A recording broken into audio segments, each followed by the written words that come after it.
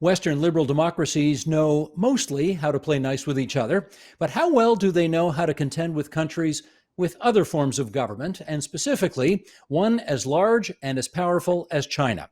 As part of our bi-weekly joint TVO Toronto Star Initiative, The Democracy Agenda, let's ask in Vienna, Austria, Ivan Krastev, chair at the Center for Liberal Strategies and co-author of The Light That Failed. In New York, New York, Emily de la Bruyere, senior fellow at the nonprofit research institute, the Foundation for Defense of Democracies. And here in Midtown, in Ontario's capital city, there's Martin Regg, political columnist for the Toronto Star. And it's a delight, Ivan, to have you back on our program here. Emily, I think for the first time. And Martin, of course, you're practically my co-host. You're on the program so often. And we are, I should just say, really enjoying this Democracy Agenda initiative with the Star. So welcome, everybody, and let's get to it. Emily, to you first, a nice short question. What does China want in terms of its global goals? Well, China wants to leapfrog, as they put it, the incumbent global order and to project their power economically, militarily, politically, also informationally across the world in order to assert what, in simplest terms, is Chinese control. How well do you think they're doing at that right now? Pretty darn well. It's been going on. I mean, this has been China's agenda for decades. It's not anything new. There's been really a global awakening to it over the past few years, but it comes relatively late. It's come when China has already cemented positions of pretty remarkable asymmetric outsized leverage over the global system, and done so in a way that really permeates such a range of sectors, and so many sectors that aren't inclined, largely based on their short-term interests, to want to compete. And what that means is that even China has not won the battle, so to speak. Liberal democracies remain the incumbent global leaders, but it is an uphill battle because China has established a really, really strong battlefield in their favor. I'm going to just ask you to do a little translation on one thing you said there, asymmetric outsized leverage, which means what? Which means I should probably start speaking in English. I mean, much of China's strategy hinges on developing positions of power that allow it to shape the global system and resources within that global system without allowing China itself to be shaped in return. So there's actually a long-standing Chinese strategic theory that outlines this approach. It's called two markets, two resources. The idea is that you keep Chinese domestic resources relatively protected while working to obtain, to siphon, to influence those of the international system. You work to keep China's domestic markets and networks and rules relatively isolated while working to influence those of the global order. We see this in supply chains, where, for example, China controls critical minerals, and therefore the global order has to do China's bidding, whereas China works to shore up relative autonomy. Understood. One of our other guests, Ivan Krastev, had this to write about a year and a half ago. I'm going to read it, and then we'll come out with a question. China, you wrote, is not dreaming of being imitated by the rest of the world. China does not believe it can be imitated.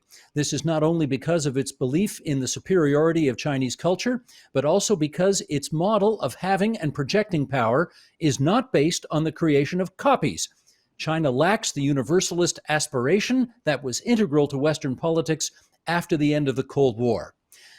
In which case, how does that translate into a better understanding of China's global ambitions, in your view, Ivan? No, for me, it was very important to make a distinction between Soviet Union and China. In both cases, you have a hegemonic ambitions. Basically, China wants others to do what it wants. But at the same time, unlike the Soviet Union during the Cold War, China is not dreaming about basically all other countries in the world adopting the Chinese political model. What really China is interested in creating dependency. So from this point of view, they're not going to be in the business of creating communist parties like the Chinese one in their kind of neighbors. They're not going to be interested very much in the nature of the political regime till the moment these governments are doing what China is asking them to do. particularly in economic terms. And I do believe this is why, on one level, we have a major challenge for the liberal democracies, but on the other, it's a very different than the model and the type of challenge that the liberal democracies had during the classical Cold War period. Because Soviet Union, like the West, was universalist power. It claims that one day all countries in the world are going to be like Soviet Union. This is not what China is dreaming about, in my view at least. All right.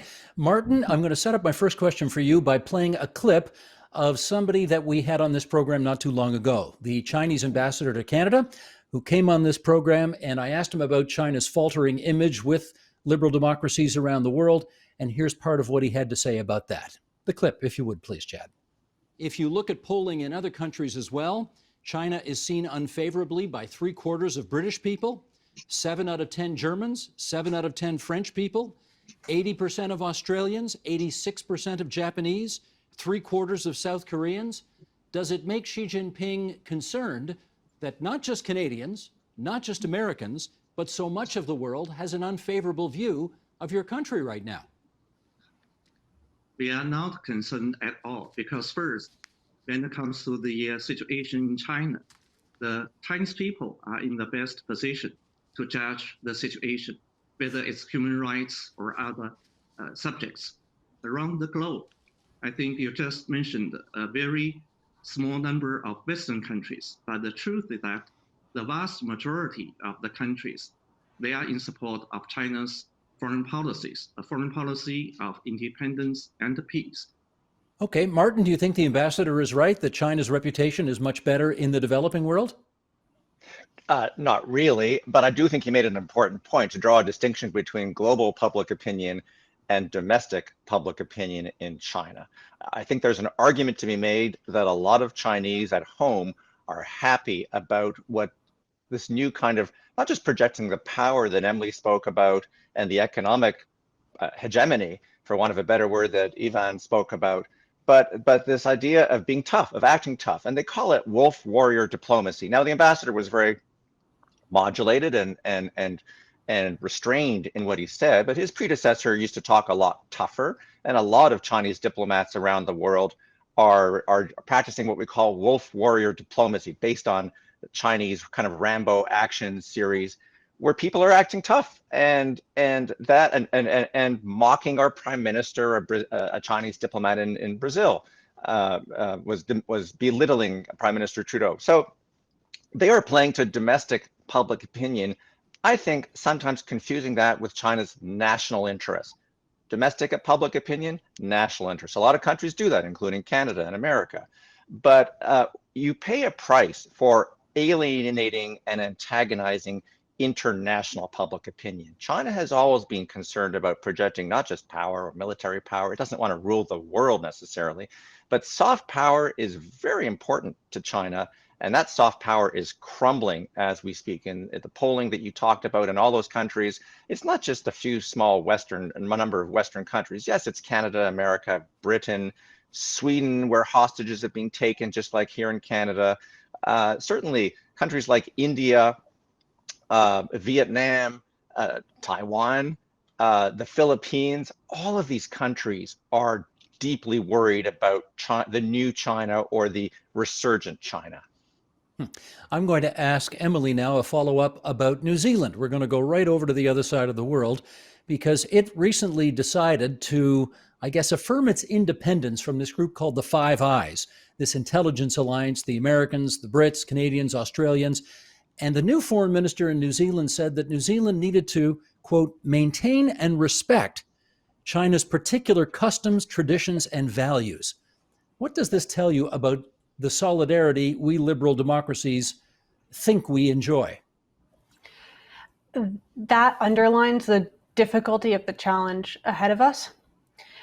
Beijing's approach works best when China is able to fragment its potential adversaries, when China is able to divide the US from Canada, from Europe, to break up the Five Eyes alliance. And if liberal democracies don't work together in a contest that is largely centered around scale, then they're not going to succeed.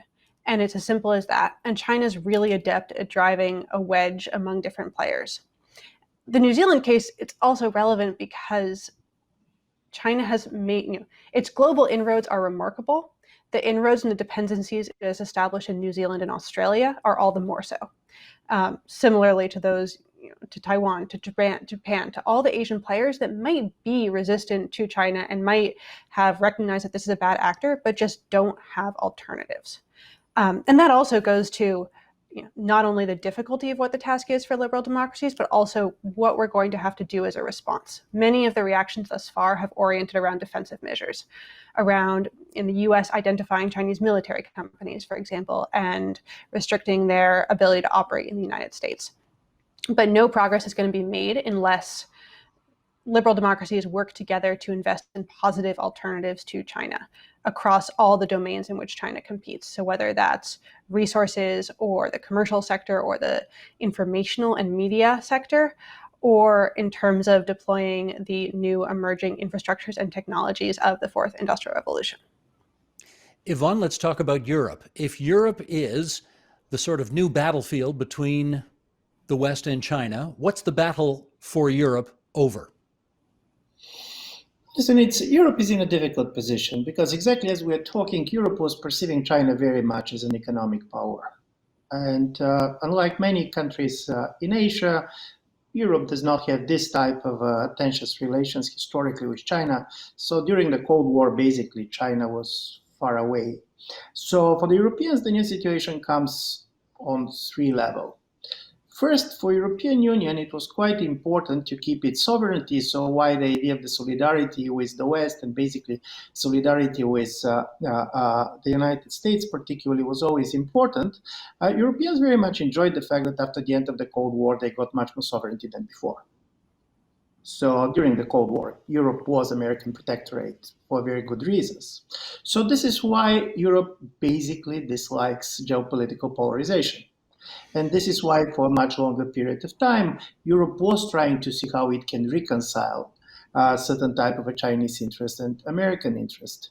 Secondly, for Europe, which particularly is not a technological power in the way the United States and China are, Europe was very much looking for the role of the global regulator to try to basically come with the common rules that are going to be followed by everybody, exactly because we don't have Google, we don't have Alibaba. This is basically our weakness, should have been our strengths.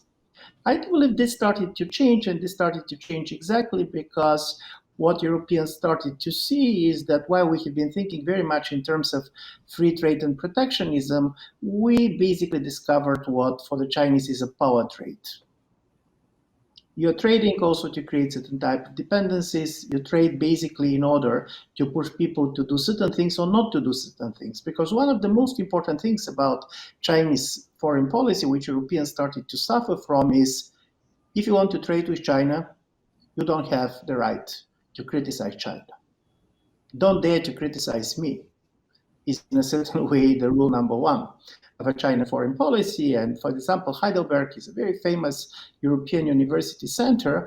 And basically the Chinese ambassador in Germany make it very clear to the Heidelberg that because of the fact that they have Tibetan flag, the city could be out of the reach for the Chinese tourists. And I do believe this type of a power diplomacy, which of course escalated very much, is something that Europeans feel very much kind of pressed for and basically pushing Europe to reposition itself. But don't forget, China has a really strong presence in Europe. For the moment, for example, China is a trading partner number one for Germany. China and Germany are trading more than basically Germany and the United States. That is quite some development. All right, Martin, let me bring the story back home to Canada. And you'll well remember a few months ago that the Federal Conservative Party kind of tried to catch the government of Canada in a bit of a trap, and you could argue they did so quite successfully. They tabled a resolution in Parliament condemning the treatment of the Uyghur minority in China. Prime Minister Trudeau and pretty much the whole cabinet stayed away from that vote. The Foreign Affairs Minister of the country, Marc Garneau, was present, but he abstained on that vote, and he abstained, quote unquote, on behalf of the government of Canada. What does that tell you about China's ability to influence our domestic politics? Well, I think for the reasons that Ivan sketched out, everybody is careful about China. You don't want to be going off impulsively. But in fairness, our ambassador to the United Nations, Bruyere, has been relatively outspoken on the genocide question on behalf of the government, even before the Americans declared it a genocide in the last day of the Trump administration. So the Americans hedged their bets as well. They did it at the last minute under Trump. So the question of genocide for the Uyghurs is an interesting one, and Canada has been relatively forceful compared to Australia and New Zealand. I think it's New Zealand that was more careful on that particular issue. So everybody does their own calculations. I don't think Canada has been pussyfooting on the genocide question particularly. I think it sends a signal. Our parliament is relatively strong on this. The government is not quite there yet, but they have called for an investigation at the genocide. And you know that Bruyere at the UN got blasted by the Chinese in Beijing, in fact, for having gone out on a limb there. I think Emily and Ivan have set the table, though, for us in terms of those economic links. But let's not forget the Belt and Road Initiative, which is a fancy Chinese term for, recreating the Silk Road trade routes and an economic belt, which is basically a network of influence. It isn't just the trade links with the industrial powers like Germany, America, Canada, and so on. It's the indebtedness that a lot of developing countries and middle-income countries, which have been getting, the cash flow in terms of bank loans has been unlimited, and so countries like Sri Lanka and all along Africa and parts of Southeast Asia are now literally in debt to China. So it's coming at us every which way. And one quick point, you mentioned the Five Eyes, which is the Anglo countries that share intelligence, but there are other kinds of cooperation and collaboration. There's the Quad, Five Eyes, Quad, 4 countries, Japan, India, Australia, and the US coming together. I think Canada should be in there as well soon as to counter or coalesce against Chinese bullying, not to try to put China in its place, but to, as Emily suggested, meet scale with scale. If we just let China pick off one country after another, because it's been picking on Australia, picking on Canada, picking on Sweden, picking on India, we'll all come apart. So clearly there is a common interest, not getting out too far ahead of people, as the Tories in Canada sometimes want to do it unilaterally. No, you want to coordinate to have maximum impact. All right, let me share what was a very tough tweet a few months ago from the English writer Martin Jacques, who said the following on the subject of Western relations with China. He tweeted this. He said, "The West is in economic decline, politically and intellectually ossified. Their anti-China crusade is a lost cause. Time for new thinking. Once we were good at it, the West must embrace the world as it is becoming, not as it was. Otherwise, it will only hasten its own decline." All right, let's get into that. Emily, what do you think? Time for some new thinking?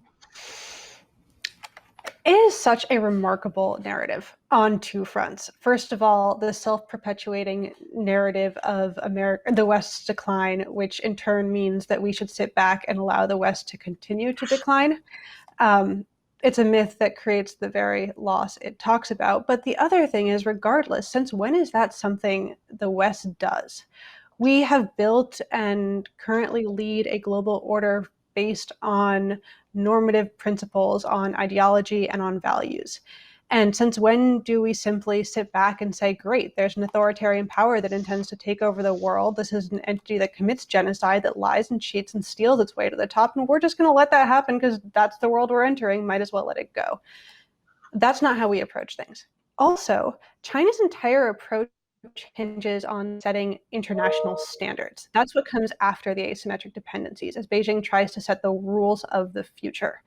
And so this plays perfectly into their idea that we now let go and let Beijing redesign the emerging order in China's interests and against all of our norms and values. Yvonne, do you agree with the notion of that tweet that somehow the West has become intellectually ossified and therefore unable to wage an ideological battle with China? No, listen, first, it slightly reminds me of a person who decided to kill himself because he feared death so much. In a certain way, I do believe that there is a competition, and this competition is there. And this competition is not simply ideological. From this point of view, for sure, China is a much stronger economy than Soviet Union ever was with respect to the West. And I should recognize, and we should recognize the fact that basically China succeeded in certain things. On the other side, I do believe now in the West, there is a kind of a total fascination with the Chinese power. And from time to time, I'm not an expert on China. We try to see China first as stronger than it is, and secondly, kind of a less vulnerable than it is. And from this point of view, one of the stories is that part of the discourse on China that you are seeing in certain circles in the West are much more representative about kind of the crisis of self-confidence that we have. Then something about China.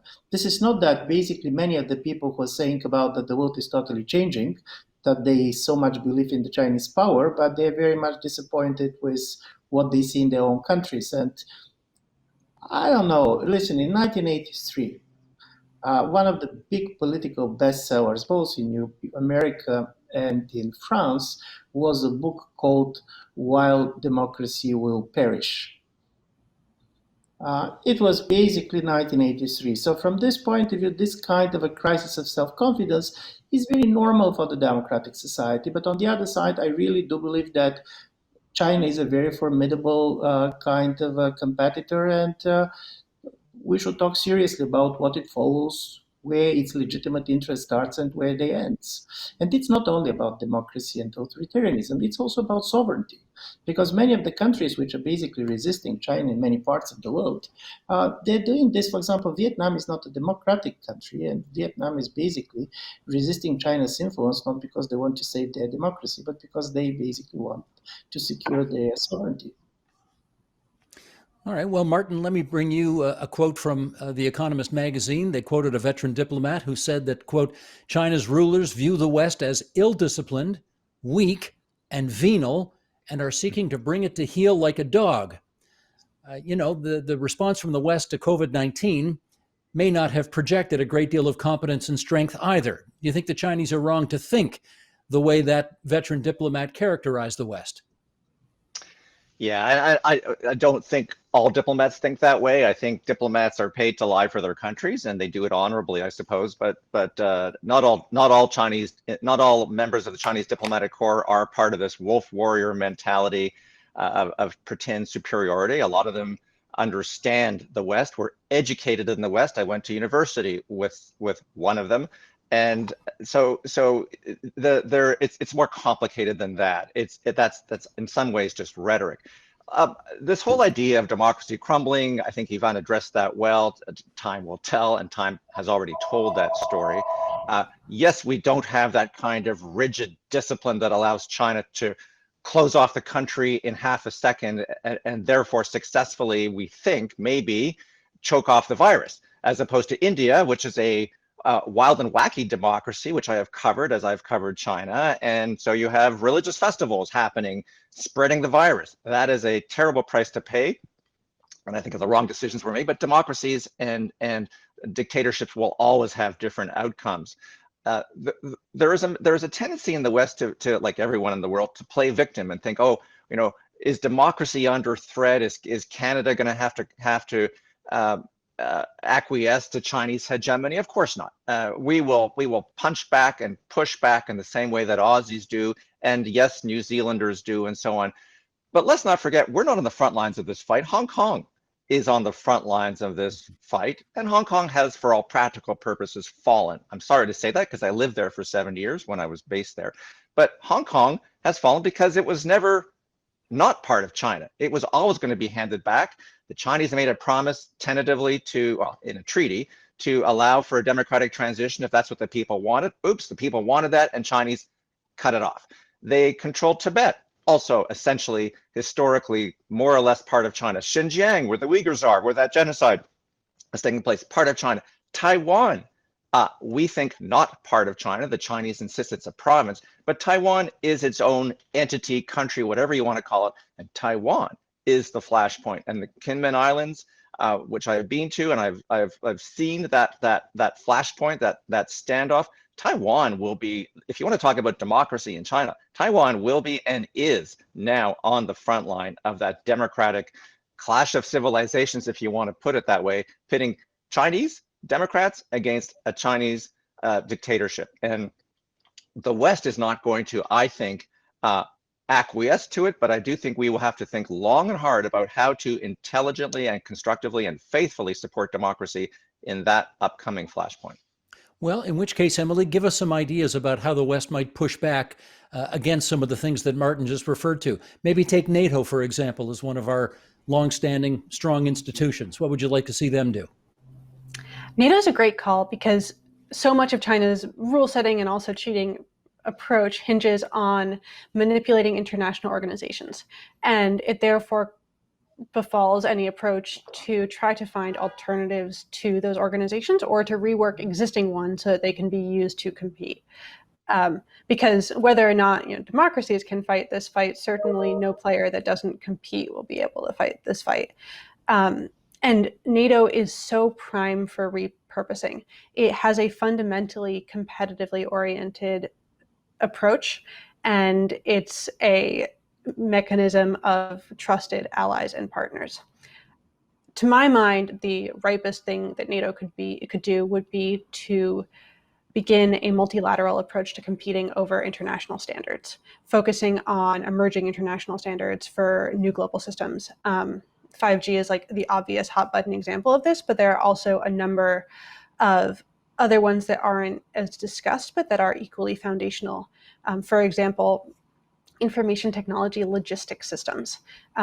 It's boring, nobody talks about it, but this has the potential to define how the global system works moving forward in both military and civilian domains, and therefore plays really well to NATO's strengths. So if that could be a body that's repurposed with a competitive mandate focused on emerging standards for the fourth industrial revolution, or however we want to frame it, that's something that can actually have a really strong, positive, and competitive influence on the global order. Well, Yvonne, let me follow up with this. Do we in the West have anything that is compelling enough in the way we organize our societies, in the way that we enjoy our freedoms, that the Chinese people might look at that and say, we want more of that, and therefore they potentially represent a threat to the established Chinese order? No, listen, I do believe that in China they're different people. And for sure, we're talking about a consumer society. One of the major differences between China and Soviet Union is that China managed to give a standard of living to its citizens, and basically this last 40 years of economic growth has been very important for the legitimation of the regime. The problem is, can the regime continue to provide this? Because if you're basically feeling better, if you feel social mobility, if you have the feeling that you can achieve more things in life, then happiness probably is becoming for you more important than freedom. But I do believe that freedom is a universal value. It does not mean the Chinese are going to feel the world exactly as we're feeling it. And it does not mean that democratic China necessarily is going to become Western.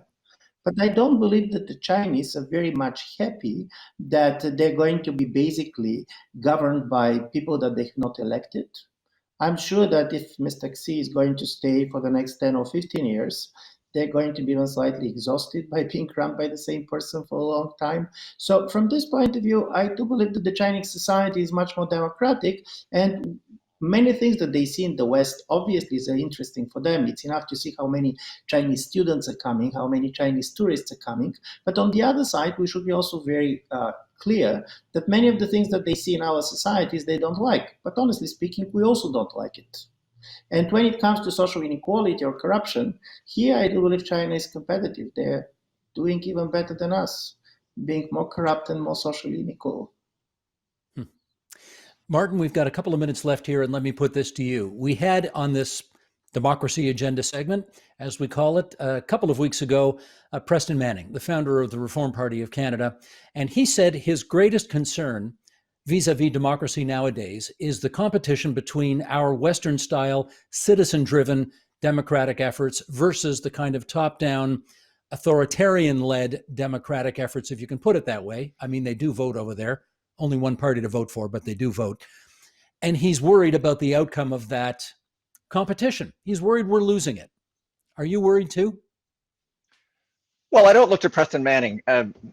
Nothing. I mean, he says lots of interesting things, but I've never really bought into his grassroots style of referendum democracy, populism.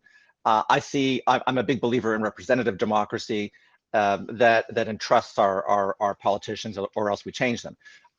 But I think you've raised some really interesting questions about the trajectories of democracy and freedom, for want of a better word. The great tragedy of China, for someone like me who's been a China watcher for as long as I can remember, is that I don't think we were duped, but I think we believed that there would be a progression as the economics and the opening to the outside world that comes from trade and educational links, which I mentioned earlier. I mean, there are so many tens of thousands of Chinese who study abroad and who now travel abroad. I mean, that's a very recent thing. It's gone from 10 million tourists in the year 2000 to over 150 million tourists a year now, more than any other country as a source of tourism. Steve, if you go to the legislative buildings in Toronto, you will see a small busloads. We're not a huge destination like Paris or London, but there are small busloads of Chinese tourists who come out and stroll the grounds and look at these protesters from Falun Gong, Falun Dafa, described as an evil cult in China. And suddenly they're fast, they're looking at each other. Do I think that's influencing those tourists? No. So I don't think the cross-pollination happens at warp speed, but there was an opening. Xi Jinping has changed that for reasons, I believe, of a consolidation of power. And I think it's going backwards. I don't think it's sustainable, but over the long term, but clearly over the short term, middle term horizon, China is going in the wrong direction. And that opening up that we saw and that sort of softening of the rough edges, while still trying to project its own national interest and its economic interest, it's not going the way we wanted, obviously, and all countries that deal with China are seeing that, in particular, Canada. Emily, if you can give me the last 30 seconds of your response to that, are we winning or losing that fight for the hearts and minds around the world vis-a-vis our style of democracy? There's been a turning point over the past year. There have been a series of wake-up calls that are potentially watershed moments. I think COVID and China's cover-up is a prime example. Needless to say, in Canada, the two Michaels, and Xinjiang, which I at least would never have expected to be the flashpoint that actually raised awarenesses and hackles across the world, but has turned out to be one. And on that front, I think the tides might be turning on hearts and minds. Emily de la Bruyere, Martin Regg, Ivan Krastev, really good of all three of you to join us for this Democracy Agenda segment on TVO tonight. Thank you so much. Thanks, Steve. Thank you. Thank you. The Agenda with Steve Paikin is brought to you by the Chartered Professional Accountants of Ontario. CPA Ontario is a regulator, an educator, a thought leader, and an advocate. We protect the public. We advance our profession. We guide our CPAs. We are CPA Ontario. And by viewers like you. Thank you.